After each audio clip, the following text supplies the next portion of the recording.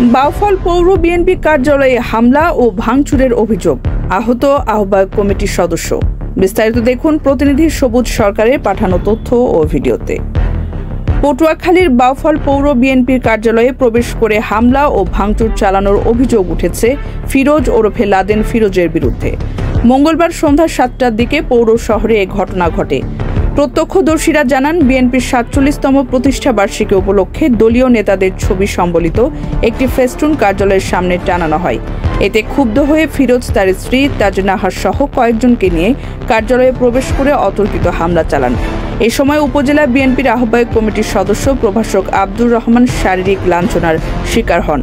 পৌর বিএনপির সম্পাদক এটিএম মিজানুর রহমান বলেন, প্রধান সড়কের পাশে ফেস্টুন টানানো কোনো অপরাধ নয়, অথচ এই কারণে অফিসে ঢুকে আমাদের উপর হামলা চালানো হয়েছে। ব্যাপক আয়োজন আছে, আয়োজনের সূত্রে এখানে একটা ব্যানার লাগাইছি ফেস্টুন, আর এখানে আমি কাজ করাই। আমার অফিসের ভিতর দিকে হামলা করছে, আমি দৌড়ে গেছি।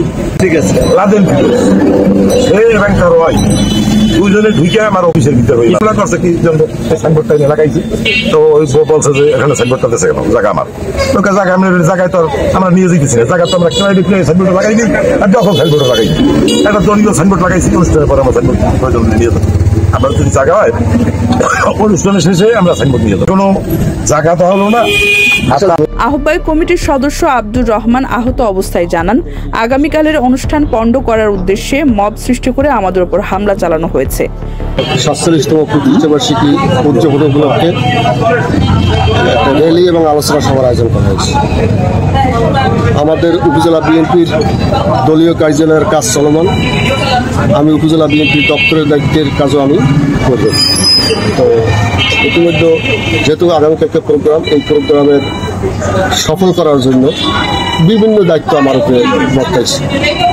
তার কিছু কাজকর্ম আমি এখানে বসে করতেছি। তো হঠাৎ এই ফিরোজ গাজী এবং তার স্ত্রী সব আরও অপরিচিত ২-৩ আছে, তারা এসে আমার অতর্কিত আমার উপরে হামলা করছে। আমাকে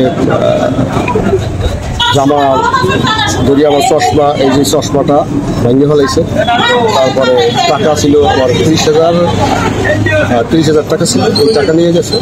আর অফিসের ব্যানার, ফেস্টুন, চেয়ার এগুলো ভাঙচুর করছে। তবে অভিযুক্ত ফিরোজের স্ত্রী তাজনাহা দাবি করেন, আমরা সাইনবোর্ড সরাতে বলায় তারা ক্ষিপ্ত হলে ধাক্কাধাক্কি হয়, মারামারি নয়।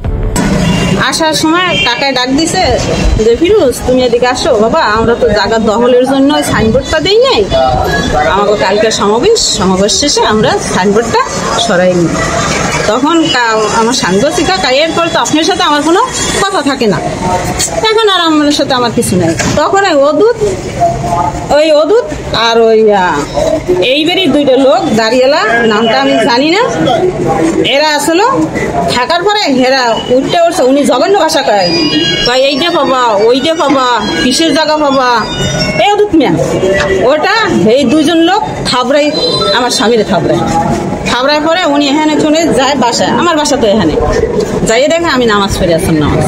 তখন সে পিছনে বইয়ে থাকার পরে ওরটা বলে কি, তোমাদের জাগার জন্য আজকে আমি মাইক খেয়েছি। তখন আমি নামছি, কি এটা তোমার মারছি। তখন নামার পরে আর ওখানে আসলো না, অদূত মেহেন গনকে শিখিয়ে যা শিখতে শুনে আমার শাশুড়ি ডাকে, ওখানে গন্ডগোল বলছে, আসো। তখন আমি অদূত মেয়ে, কিন্তু ওরাও আমার টানা হেসরা করে, কইরা এরপরে সবাই অনেক লোক জমছে। পরে আমরা চলে গেছি, নামাজ পড়ছি, হেরা গেছে থানায়। পরে হেরা কি করলো, অফিসের চেহার ফালাইয়া আর ওই কিছু পেপারে গুতো দিয়া বলে কি আমার অফিসে আইয়া ভাঙচুর করছে, আমাদের টাকারে লুটপাট করছে। বাউফল থানার অফিসার ইনচার্জ আক্তারুজ্জামান সরকার বলেন, বিএনপি অফিসে ভাঙচুরের অভিযোগ পাওয়া গেছে, তদন্ত সাপেক্ষে আইনানুগ ব্যবস্থা নেওয়া হবে। ঘটনার পর এলাকায় উত্তেজনা বিরাজ করছে, পুলিশ জানিয়েছে তদন্ত শেষে পরবর্তী ব্যবস্থা নেওয়া হবে।